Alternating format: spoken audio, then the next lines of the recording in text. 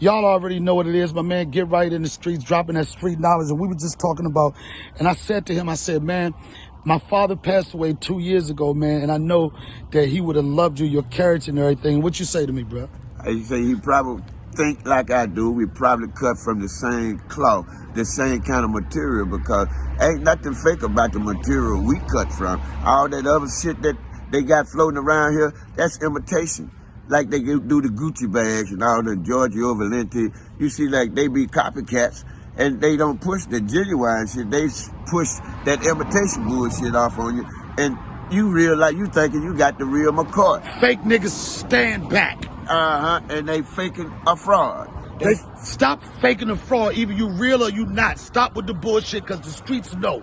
And we all know. And we just spreading this knowledge, so like the ones that don't know, y'all need to get with the ones that know and come on, pick this wheel up and let's roll with it. Let's roll together. I got a question. My next episode is about being starstruck. I tell myself a real dude, don't get too excited about too many people. When I saw Michael Jordan, I got starstruck. In your life, there was anybody you ever met you got starstruck? All the famous black leaders that came before me. Look here, I tipped my hat to Muhammad Ali, the greatest. Michael Jordan, Magic Johnson, Kobe Bryant, last but not least, Jamal Wilkes, brothers who paved the way, you know, like on that basketball thing. Because without them brothers, man, like, look at half of you brothers wouldn't even have a job. So y'all look up to them brothers and give them brothers their proper and, you know, pick up, you know, some of their shit and roll with it. You know, come out here and get with these youths out here, man. Show it the right way. Hal Melvin and Blue Note said it best. Wake up, everybody. Teach the truth. Teach the babies. See, you got to start with the babies. The stuff start at home. If they don't get what they're supposed to get at home, they'll come out here in these streets and you see what's going on out here now. You see what's going on in these streets. It starts at home. Find somebody that you respect, you love, look up to them. And I guess that's answer my question. So, you ever personally saw somebody that kind of fucked you up? Yes, I did. Who that? The military. What? The military. The military fucked you up? The military fucked me up. They got me out here like I'm on the front line now. I don't know what the fuck, like, it's like I'm still in the war. What branch was you in? The United States Army. I was in the Air Force for 4 years. 05 F-20, radio teletype. I was getting ready to ask you, what was your MOS? What was your MOS? 05 F-20, radio teletype operator, non-Morse. You see, they got all the spies across the street. Look, that's what they out here for, spying and trying to see what's going on, see what we doing over here to try to block this stuff right here. They gonna knock me down, but see, brothers like you come through and pick me right on up. That give me a little hope, man. They say, keep hope alive. Yo, let me tell you something, man. When I first met you, you gave me hope. We're gonna continue to give each other hope, bro. Boy, look here, hope is all we need. Hope. This is my lotion. Donnell Rawlings No More Ash Body Butter. This is my shit. Did you ever try it? Oh my God, this shit is the shit. Man, first off, I want to take this opportunity. I've said it all the time on all the... Damn, I want to do my whole body. On mostly all the things I did. Shout out to RZA for being a man of his word and giving me that beat. That was the orchestra beat. You know, somebody said, oh, these are the... I asked a rapper. I asked him, could he drop something on that beat, right? And they was like, is this his beat? I was like, yeah. They was like, oh. That shit sounds mad theatrical. Yeah. Movie score. I was like, duh. Anybody can give you a beat where you can like mumble rap to or whatever, but that motherfucking beat, it just, for some reason, it makes me feel like a superhero. Yeah. When I hear that beat, there is a beat, it just makes me want to put a cape on and just rum and just be out there for the world to see, to expose myself. Not in a disrespectful way where some of y'all are wishing, but just to be out with the people. That's why I played that clip earlier, because I sometimes forget what I mean to people. You know, I pride myself on being just a regular dude, and I understand that. But sometimes I forget the excitement that people have when they see me. Yeah. I forget the history that people might have with me. I forget that sometimes that some people might have been in a bad situation, wasn't feeling good about something, and they saw something I did, either saw me live or on the street, and I took them to a place where they felt better about themselves. I forget about that. I forget, and I know, and the reason why I can't connect this, because I never considered myself a star. You know, people say it, but I never said it. The minute you say you're a star, that's when shit gonna be, I'm a star. That's when shit start getting crazy. But I forget that people get starstruck when they see me. Yeah. Like, starstruck, like, huh. This is white boy starstruck. This is white boy, they call it this is white boy's starstruck. Fucking no way! Yo, what is it called? Fanboy? And I ain't got no problem with the fanboy as long as y'all don't touch me. No Charlemagne, right? But like I'm telling you, white dudes have seen you that grew up on you like since a kid when they be like, fucking no way! Get the fuck out of here! They would curse y'all, fuck you, you're not you. Fuck you, you're not you. Fucking no way. Mike, fucking Ashley Larry. Where is, he's right fucking there. No way. Fuck, no way. Fuck. Are you kidding me? Dude, I fucking grew up off of you. Yeah. Dude, I grew up off of you. Since I was a fucking little kid, man. I'm like, damn, nigga, how old are you and how old am I? It'd be niggas with their kid, like, I grew up with you. This is my son. I make him watch your shit every day. I'm like, how goat am I? Because goat is a new word for old. How goat am I? Yo, and that's how white dudes like, fuck it, they let it go. They ass cheeks get tight and shit, man. They be like, yo, I gotta do it. Fucking no way! But how did that make you feel? It makes me feel good, but it makes me feel like I did something, and like, but then, like, that's how white people get starstruck. You know how black people do? This is what they do. They be like, I'm gonna keep it 100 with you. Yo, niggas be like, yo, my man, I'm gonna keep it 100 with you. This why you know a nigga starstruck, he got love. I'm gonna keep it 100 with you. And right off top, I don't laugh at niggas. I don't laugh at people like that. It's take a lot for me. I just did 9 up top, nigga. But for real, they like they're holding it back. I fucks with you. Yeah. No, I fucks with you. And that's like a no way. Then I fucks with you. Then you like, all right. And then they look you straight. No, I fucks with you, son. No, I fucks with you like, you know, that's how they do it. But white dudes, they go fucking crazy. What about the I'll tell you how women? which one, black or white? Black women. Yo, can I keep it 100? Yeah. On some real shit, I'm gonna keep it 100 right now, right? Black chicks be on your dick. And they don't get excited unless they black chicks that grew up with white girls. They be like, seriously, is that him? Like those black chicks, you know, usually my preference, right? But black chick, this is how they start striking, you know, they be like, What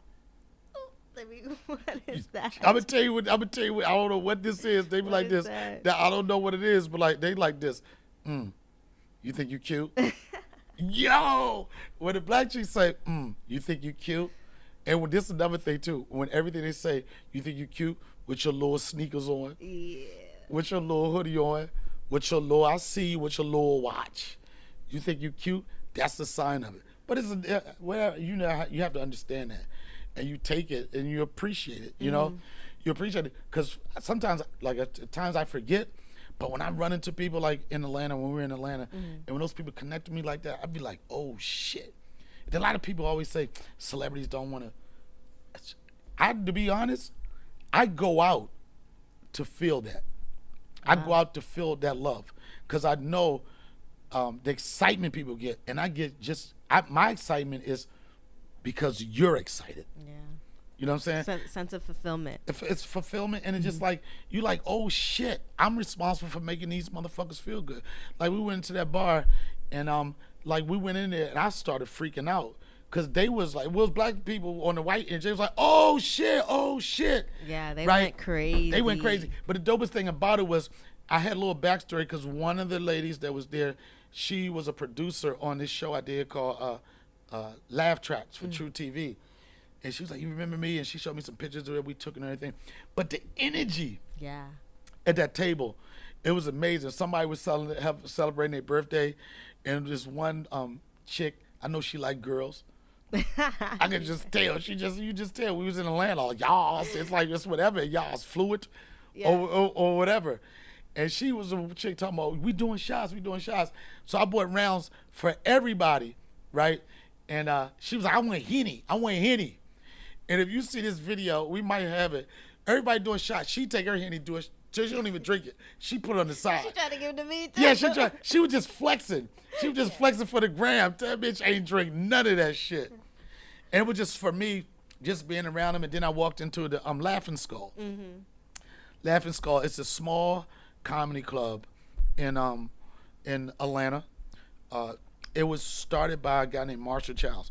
I've been knowing Marshall Childs for like 25, 30 years. He used to run the Funny Farm brand. It was comedy clubs in Atlanta. They were dope. They was like, basically they were the white club. They was out in the suburbs. He was in the city somewhere, then they moved to the suburbs. Then something happened, they lost the lease, and he wasn't in that business of that anymore. And this guy always thinks into the future. And this is how it's dope. His thought was, he got this at the Vortex Lounge on Peach Street, the one across from Bulldog. Shout out to Charlamagne and God. I know you be up in there like y'all's, serving face and such. But there's a little black box like theater in the back, and it holds like 90 to 100 people. Yeah. And that's like way under what the average amount of people are in a comedy club. Normally comedy clubs today, they go from old school is 150, but normally anywhere from 275 to 450. Mm-hmm. So it's hard to find a place that has that little amount of seats but produce quality comedy. Comedy Cellar's one of them. Comedy Cellar probably do like 90 or 80. Mm-hmm. Right? So he had an idea. He wanted to do a comedy show in the back of this place. When he first started, everybody was laughing like, small ass club. But his idea was it was going to be the biggest small club in the country. That was his vision. And at the beginning, he was like, Donnell, I was one of the first people to work. And he was like, Donnell, could you please tell comedians about it? It's going to be a good spot. Can you please tell comedians about it? We want credible people talking about it to validate it, right? Yeah. And as the years, it's probably been going on for like 9 or 10 years, but his vision is starting to come to light. I worked there. Mark Maron worked there. I think Bill Burr's worked there. Some of the best comedians in the business have used this club as somewhat of like a place to practice and train. 90 people, 100, you preparing for a special something. You want to give your material to too many people, but you want an environment that feels like a comedy club but a theater at the same time. It's tiered. It's nice. In fact, I was telling Dave Chappelle about it for years. And one night, him and Dave was in Atlanta. I wasn't there. He was hanging out with T.I. and they called me, Cena called me. He was like, yo, what's the name of that spot? And they went there, and it was just, he went there, and it blew up. And even, in fact, the night that we was there. Yeah. Hey, my man, we're talking about you today, dude. Donnell Rawlings, Ashley Larry, dude. We were talking about it today, man. Last time I've been here was to watch you. Was it good? It wasn't as good as yours, but it was all right. It was all right. It was good. It was good. I've seen you on stage here. Chappelle Show. What do you mean? This is Ashley Larry, man. Yes, sir. We were talking about him today. Because the last time I've been here was to watch him. I did tell him that. Okay, perfect. Oh, it's going to be a good night. Ashley Larry, man. We have a picture before, too. Thank you, Donnell. I appreciate you. Thank you. Roll that shit. This is my man. The man. Thank you.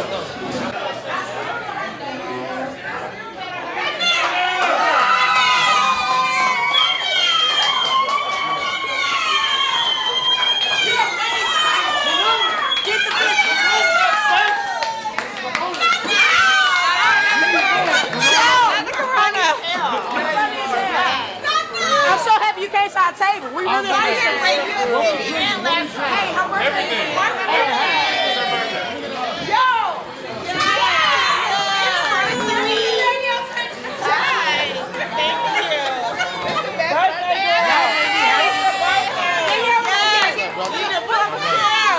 Let me get my drink. I'm going to come What back. are we drinking? Yes. I drink all that shit. It's the birthday girl. What are you drinking? I'm bringing some shots. A shot? Shots. Yeah. No, give me a brown shot. A brown shot? She gonna be on TMZ, nigga. I got y'all.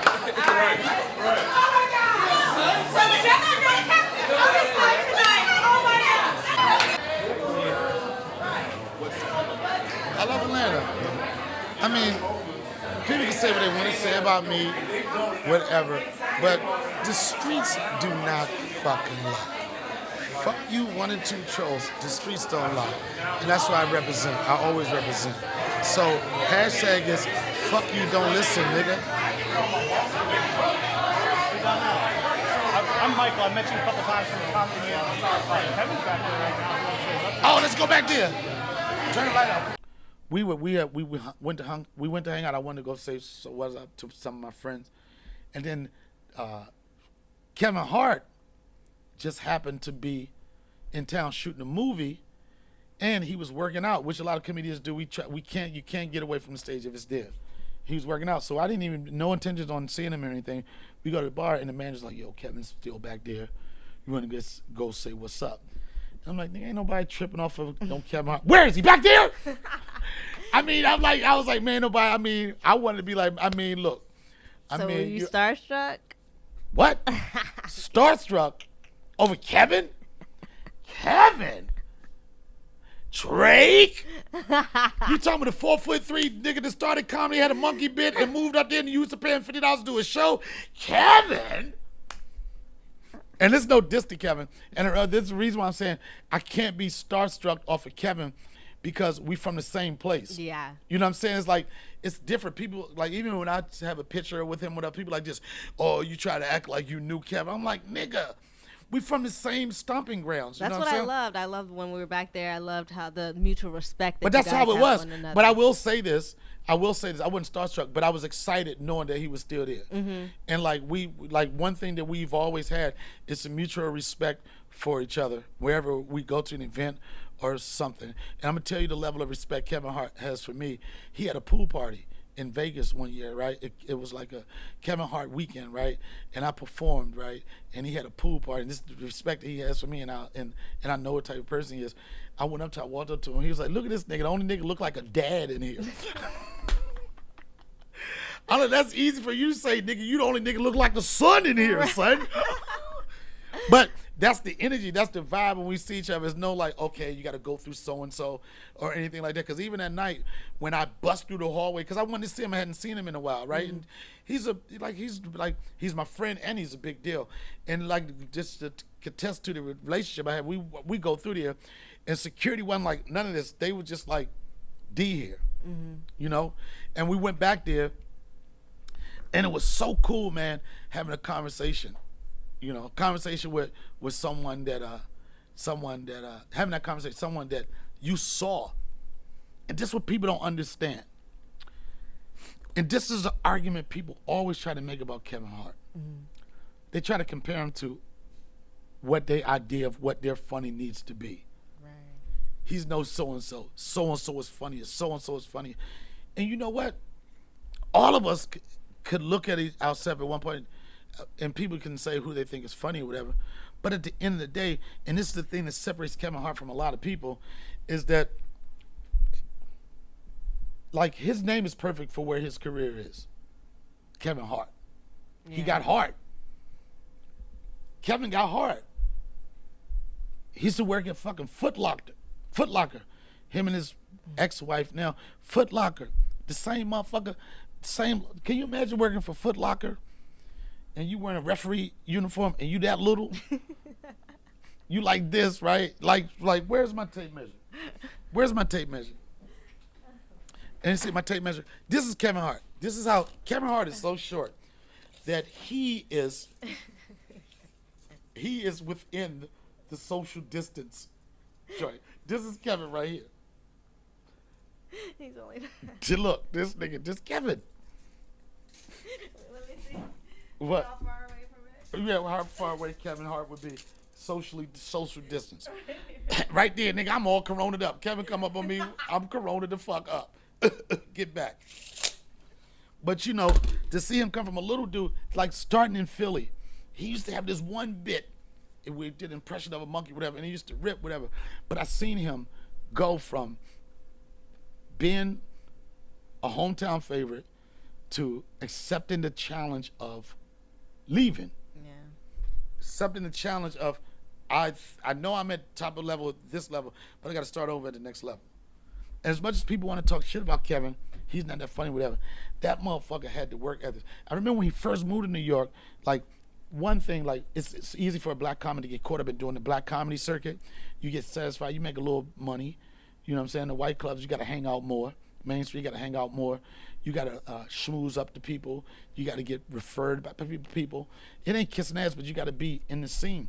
It's the toughest things for black comics is making that transition from being respected everywhere you went because of one TV appearance to making money to, like, having to tone it down. So he came up, his intent was to come up to New York to do Main Street. Same what my intent was leaving DC. But he knew he had to play it a different way. He would call me, I had the ghetto rooms. He'd call me, he'll be like, nigga, I'm like, nigga, you working at the cellar. What you need to fucking poke knockers for? But he was always in that mix. He was always ahead of the curve in regard to, like, social media. I remember when Twitter was first started popping, and we had crossed paths. We did a movie together called Something Like a Business, right? And I remember him being excited. Nigga had like 80,000 followers, right? And he was like this, yo, D, I'm telling you, this is new shit. Watch this. Watch it. I'm going to tell him to follow you. Watch this. Watch this. We looked at him like, nigga, nobody do that following shit. I don't know how many followers he got now, millions and millions.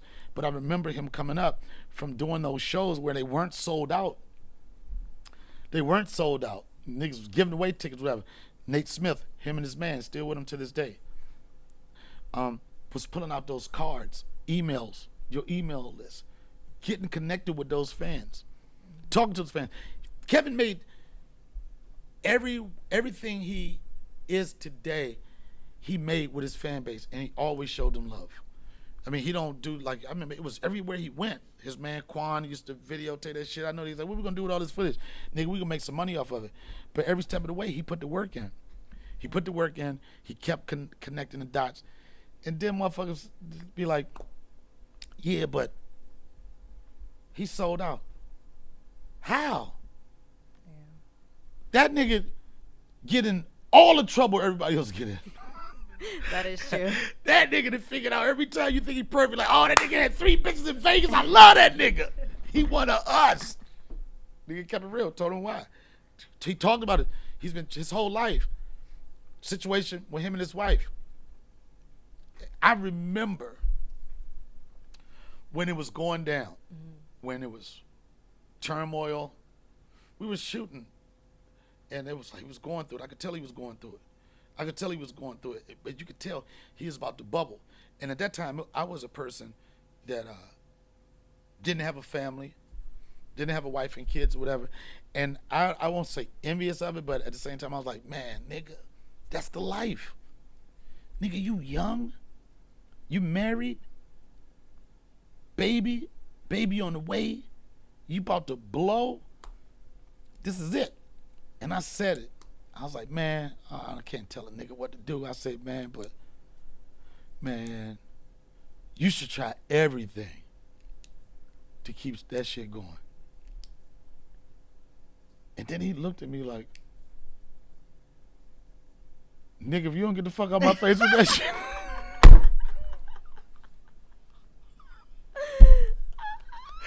Yo!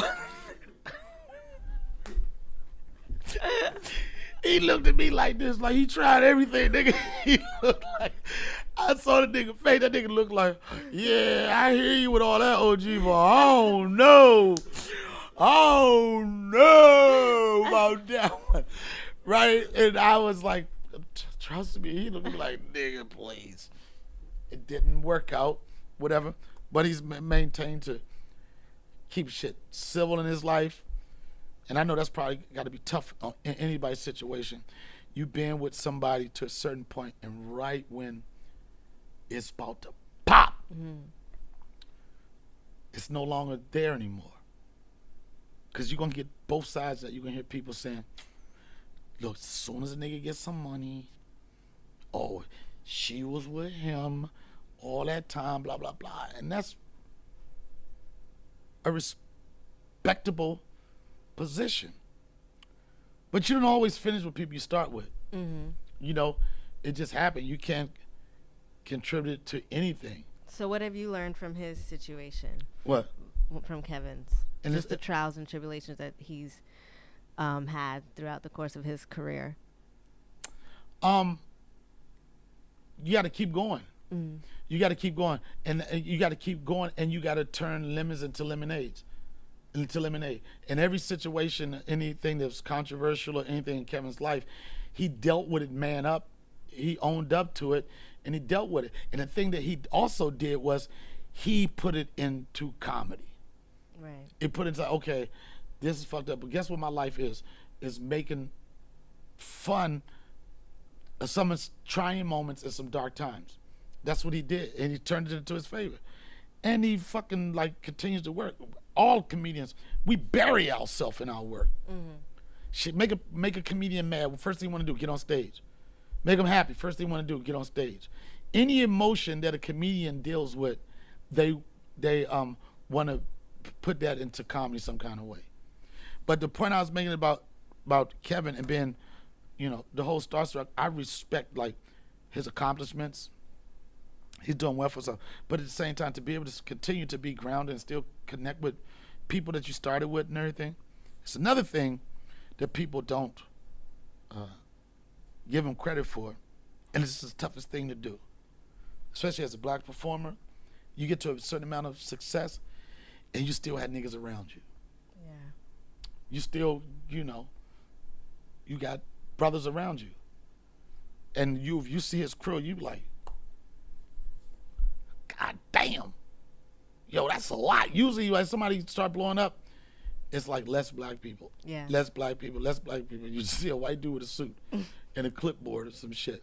But the fucking team around him is so solid and it's so black and it's so qualified. It's not just people that are leashes hanging around. People can't bring anything to the table. Yeah. It's people that's qualified, and it's so good to see that, it's so good, especially in the black community, it's so good to see that you can still be successful and have relationships with people that you started with that are qualified. But to answer your question, I wasn't starstruck. So who have you been starstruck? Have you been starstruck by anybody? Lately? Well, Ever? what about you? I already know. Before you gotta tell the first time you met me. No, nigga. The first time. Why she can say, the first time you met me, what was it? Did you grab your chest or anything? First of all, you never tell the proper story. You weren't like, oh. No. Did you bump when you first that's him, y'all? No, that wasn't it. What was it?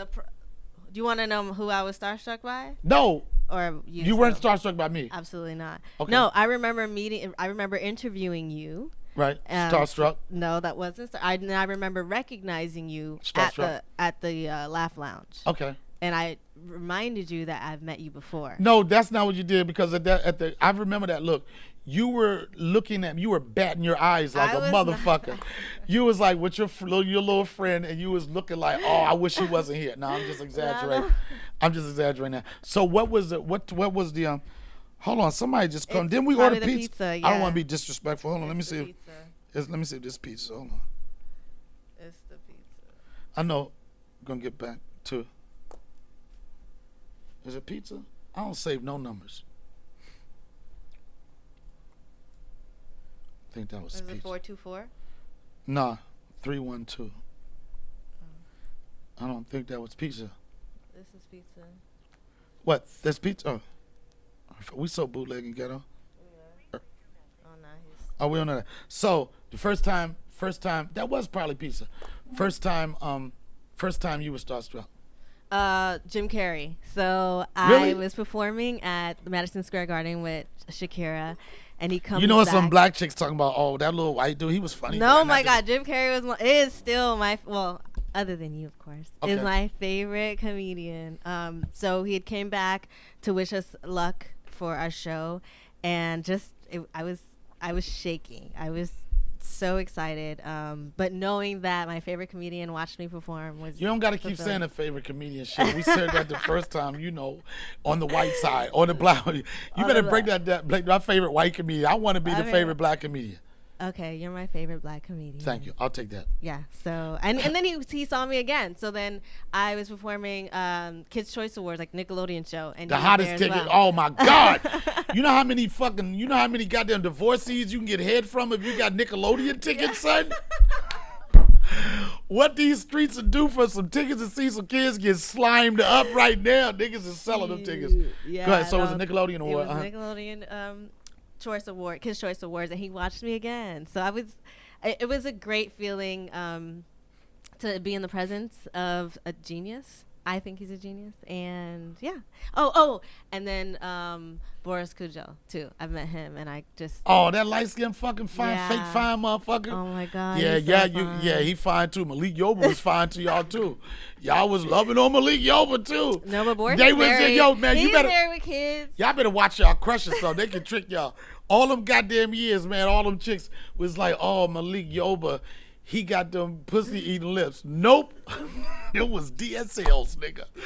All of these years, this was. DSL. I don't think they was just for the pussy. I think it was fluid. That what they call it now? Fluid. Fluid. It's like just can have a dick one day and forget about it the next day, and nobody got no fucking grudges. I will say, I don't get starstruck, but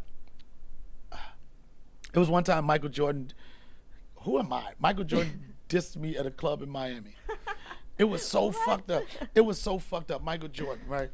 And I've told this story before. So I was dating it. I don't know. I had this one outfit that I thought, you know how you go through that trying to be intellectual and woke at the same time, like bow tie and the glasses and shit. And I had made this outfit, had a shirt, tie, vest, or whatever, glasses, these little glass hat. I looked like brother knowledge, right? Like I would start all my sentences like, listen, right? And I got this outfit on, and then I'm in a club in Miami, and then I looked over to my right, and it's a group of people. Looked like just a group of people coming. I was like, God damn, what the fuck? And by the time the group got to me, coming to me, it was Michael Jordan, right? Damn. It was Michael Jordan, right? Like I'm looking at this nigga right in his eyes, he walking past, right? And everybody be like, nigga, so what? Jordan, nigga, he put his pants on the same way. It was Michael Jordan, right? I mean, that's Michael Jordan. It was Michael Jordan. And I looked at him, and I don't never, like, talk about anything I've done or do any catchphrases to get attention or anything like that. But I looked at him. I said,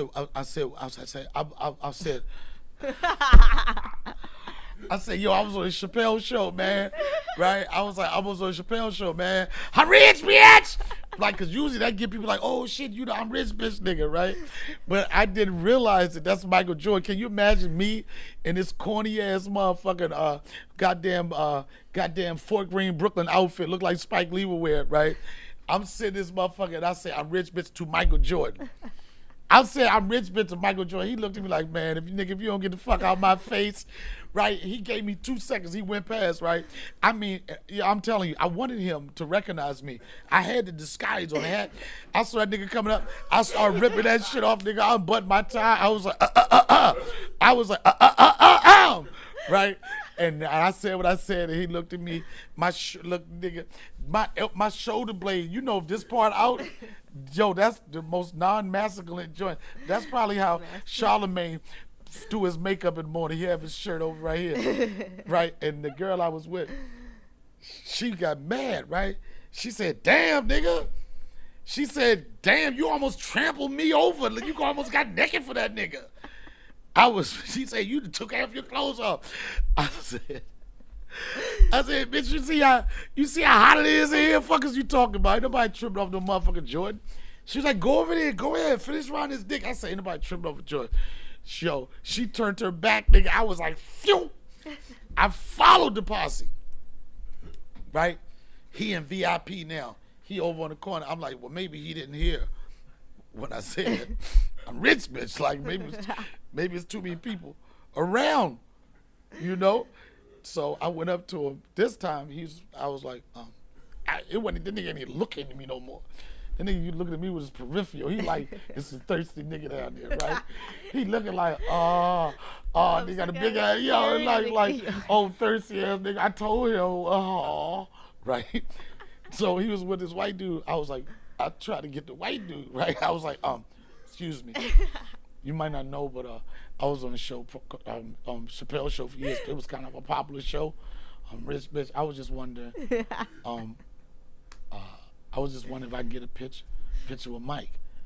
You know, like it's an in-between guy, right? This nigga said, you got to ask Mike that. I was like, okay, nigga, I'm about to go ask Mike. I ain't know it. I ain't had to talk to you. He said, you got to go ask Mike that. I pulled up. I said, Mike, it'd be great. I know you get this all. I'm fanboy now. I'm like, I'm basically like this. Fucking no way. No fucking way. It's Jordan. But I'm trying to be cool. I'm like, you know, I'm a fan, man. You know, it'd be nice. He said, I don't do pictures.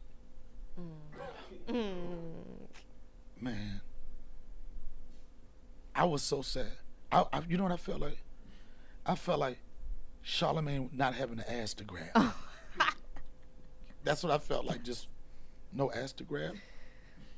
And I did what any real motherfucker would do. I went in the corner and I got on Twitter and I started hating.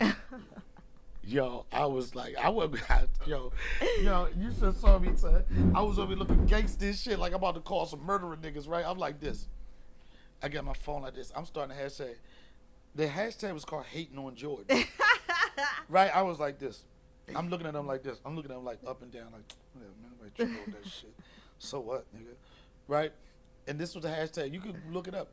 Hating on Jordan. I said some shit like, man, I just saw Jordan in the fucking club with some old ass fucking raggedy ass Jordans on. Hating on Jordan. Yo, I was like this. This nigga right here, man. Yo, I was like this. That's when you start hating. You be like this. I mean, come on, man. Whatever, man. I was like this. The next one was like, I said, yeah, he can play basketball, but nigga can't play no baseball. I was like, nigga, get a hit something, nigga. So what? 63 points, hit something. And nobody responded to that shit, son. And that was a time that, like, I had no, like, how do you not? You see Michael Jordan? Yeah. It's like saying you see Michael Jackson, you know what I'm saying? You like, I remember, another time I was starstruck. It was in New York. Mm-hmm. I was at the Boston Comedy Club, right? Barry Katz, very, very big time producer, manager. He had some of the biggest names in comedy.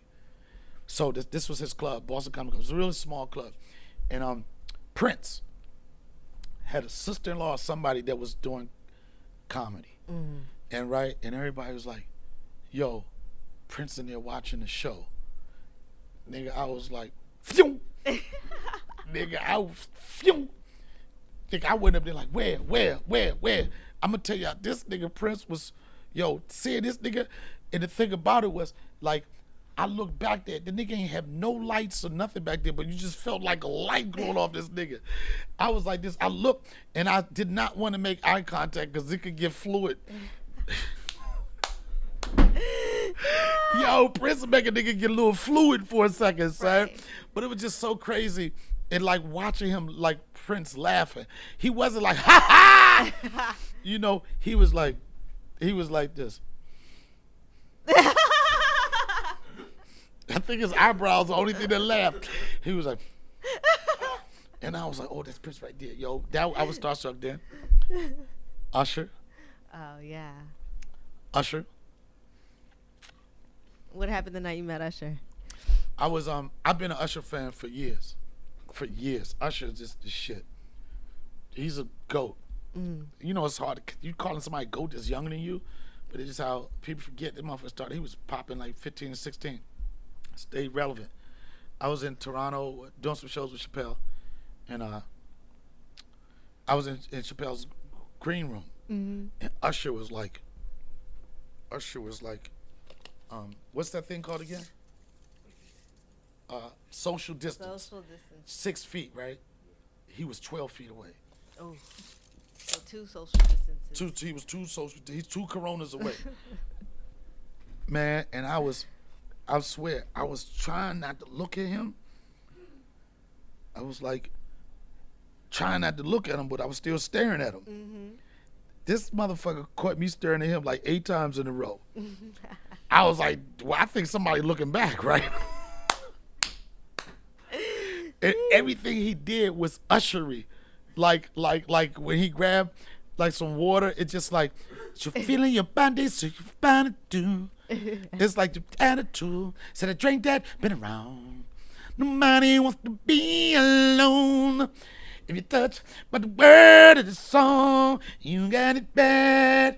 Hey, he just looked like Great rain. voice. He just looks like rain is coming down. Like he just like oh, like he gonna be like oh. What did he smell like? Nigga, I don't know what a nigga smell like. 12 feet away. How the hell are you? And what did he smell like? What I'm gonna go? Yo, first off, I don't go around sniffing niggas. And I'm gonna tell you, if I sniff a nigga, I know what I ain't gonna remember what he smelled like. If you sniff a nigga, you be like, that was notes of lavender. Nah, nigga, I keep it to myself. Like, and then fucking 5 years later tell you, yeah, when I first met Usher, he smelled like rosemary and lavender and some thyme. I don't know what the nigga smelled like, but he was a cool motherfucker. You know, he was cool, but you know, after you broke through that first, and the same thing with when you first saw me, after you broke through the first, after the first time you was like, you got past it, like, and then you see other people and they go, and you're like, that's just my dad. That's my dad. That's her whole thing. You know, I've been calling my daughter for years, right? The minute it's a nigga around, yo, it's like this. They be like this. They'll be like this. Who is that nigga? And she be like, that's my father, dad. I'm like, that's my dad. I'm like, all right, motherfucker, live your life, little girl. But I don't know. It's starstruck. I don't care what anybody says. At some point, who would you be if you saw you just lose your shit? And say Michael Jackson, you got to be Janet Jackson. Everybody would lose their shit. They saw Michael Jackson right now. Michael Jackson dead probably still look the same as when he was alive. You wrong for that, D. That's wrong, son. That don't. Yo, come on, man. I ain't no disrespect, but I'm talking about, come on, man. Y'all remember. Act like y'all remember the no-nose jump, man. That was a hard one to take, bro. Michelle Obama for me. I'd really? lose it. Yeah, I love Michelle. I think Michelle would freak out if she saw me. Okay. No, the only reason I say it, I'm not being cocky. I remember but before Barack Obama was president of the United States, when he was just, senator in Chicago, right? This was when, after he had did that big speech that kind of catapulted him, the DNC, right? And I didn't know too much about Barack Obama. To be honest, I didn't know. I was with Charlie Murphy. Charlie Murphy knew everything about him. And as tough as man, I've never seen Charlie Murphy get soft or feel like or anything, right? And we were at the airport. I'm telling you, Barack Obama wasn't out there like that so much to the point where he was in like a Lincoln Town car. Opened the door for himself, came out with like a raggedy ass briefcase and shit, right? No security, no binocular niggas or none of that. Just like a light skinned nigga getting out the car. Like niggas gonna be like, excuse me, well, out of the way. That type of shit, right? Out of the way. Yeah, like out of the way. Excuse me, light skinned guy, out of the way. Biracial kid, out of the way, right? But he got in the car, and me and the Chappelle show was at its height right now. We waved nigga, Charlie Murphy everywhere. Like Charlie Murphy probably was more popular than Barack Obama at that time. Wow. Never seen Charlie Murphy freak out about anything. That nigga saw Barack Obama. He said, "Oh, hold the fuck up, just son. I'll be right back." I'm like, "Where you?" He went over there, right? This is a true story. And he was like, because Charlie got his teeth done. Yeah. You saw all of those shits, right? I ain't never seen this nigga whole mouth like that. Right? And he was so overwhelmed with being in Barack Obama's presence. I think that Barack had just did that book, Field of Dreams or whatever, stories. One of those. What was the first book he did? Anybody know? Niggas don't read. Yeah, we're gonna figure it out.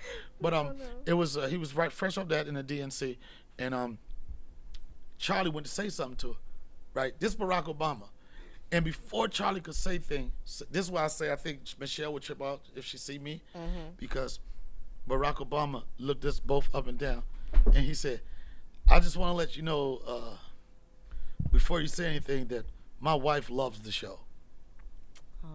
So that's why, so Michelle Obama know Ashley Larry. That's dope. That is dope. And then another story was, I heard, and I put the connection, I put it in my own work, my own mindset.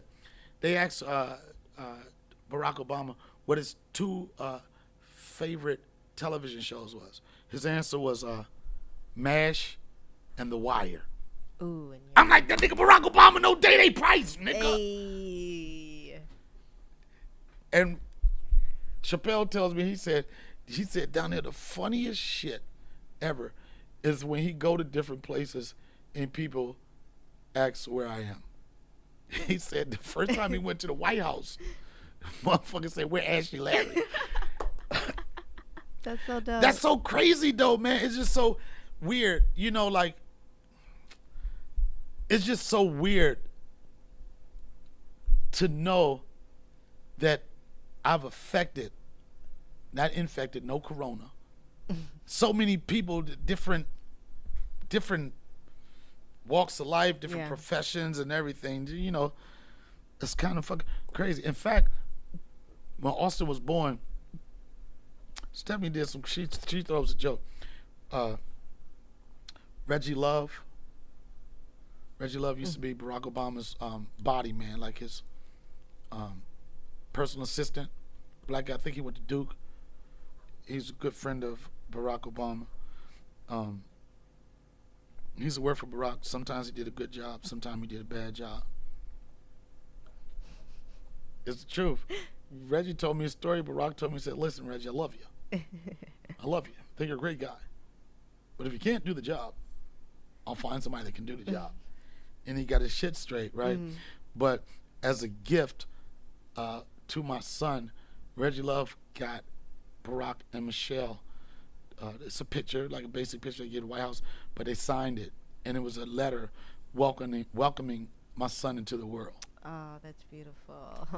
And my punk ass baby mother, who don't think I got no juice, right? She about to throw that shit in the trash. She said, oh, it's some letter here from the White House, right? Like, cause you know, she thought it was like, she thought every kid that's born, you know, like it's like a company that's like, hey, this is the best, but it wasn't. It was straight from the White House, and I got it framed. My son being welcomed to the world by the first Black president. I think that's some cool shit to put in. For he's gonna love that. And I got it right by this a picture of Biggie too, because those are the people I want Austin to remember more than anything. Biggie and Barack Obama. Who the fuck is this? Vote for me at 5:46 in the morning. Yeah, but it's been that's starstruck for me. Yeah.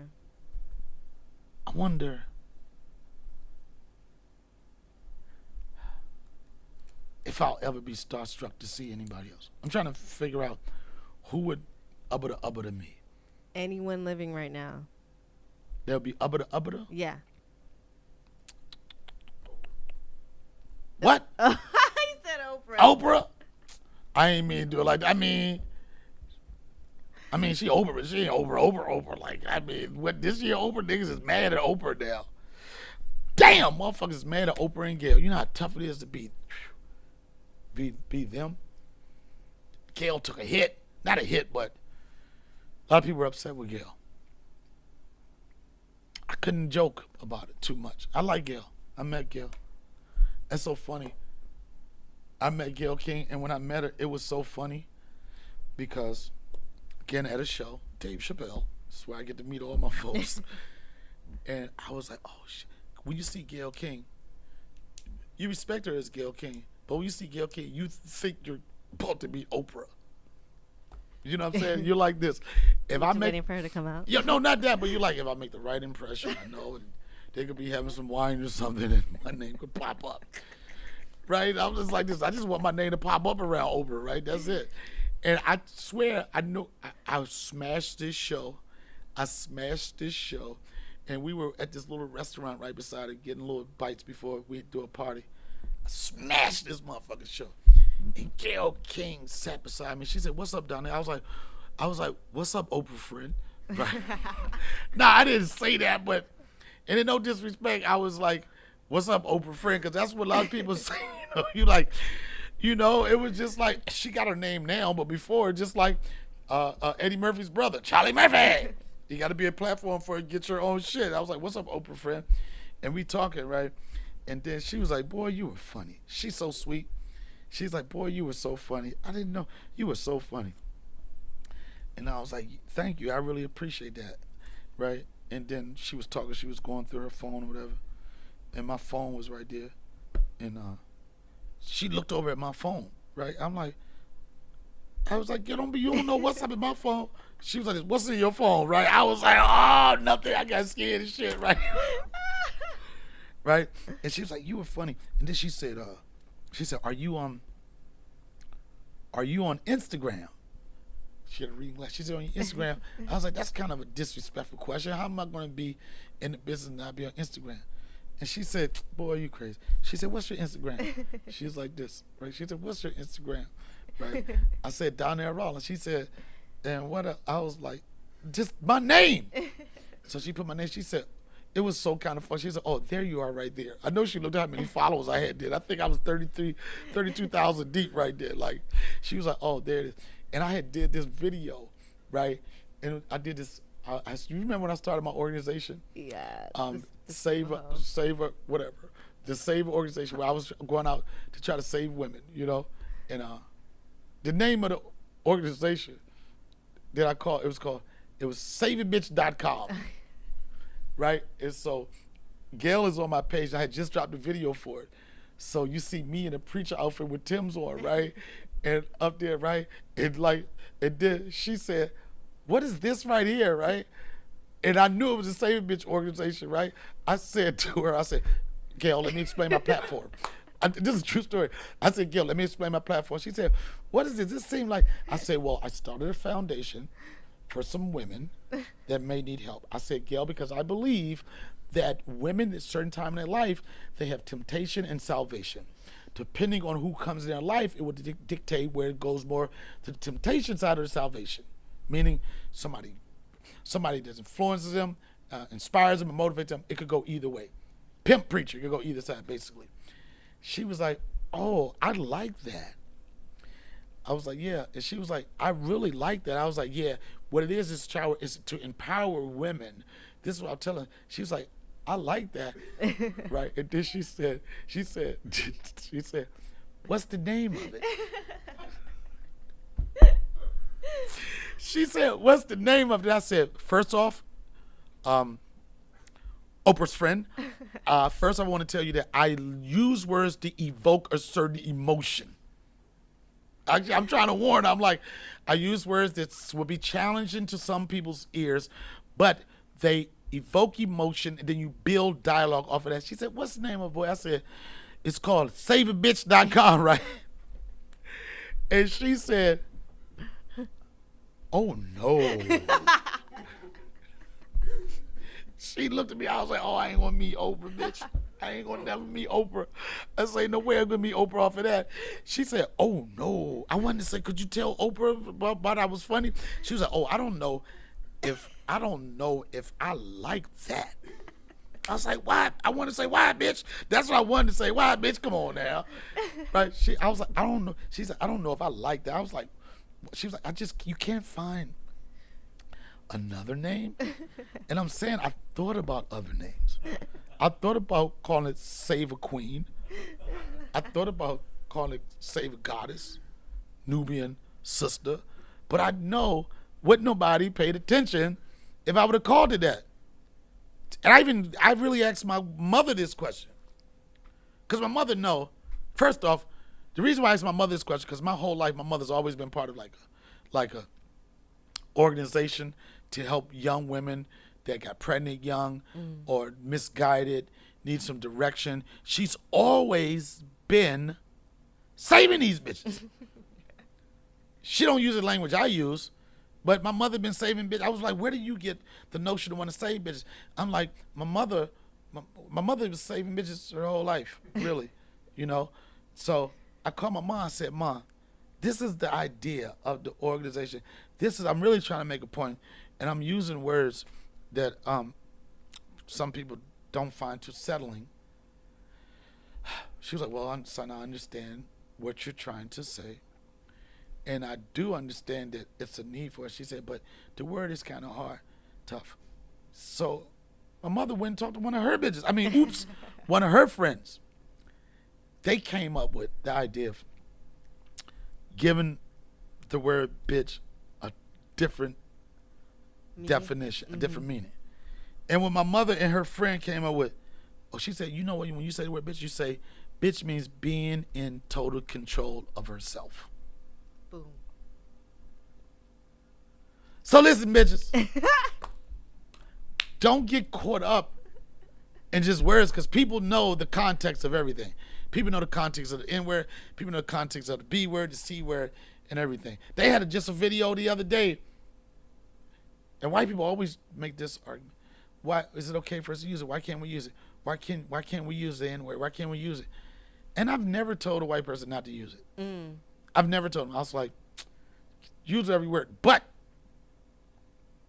the consequences of you using, and this joint went viral, and this is I just want for everybody that's watching the show right now, this is the reason why you should watch the words you use. Say that shit. Matter of fact, say that shit one more fucking time. Come on. I don't have to try. I don't have to try. You are so fucking fucked up and you don't realize it. You don't realize it. I thought you was cool. And you gonna sit here and call him a fucking nigga while you sitting beside an African American woman. You are fucking stupid. You need to be locked the fuck up. I hope they lock your motherfucking ass up. Because you a dumbass bitch. You a dumbass bitch. Who the fuck is a nigga? You done lost your bitch. You done lost your motherfucking mind. You done lost your motherfucking mind.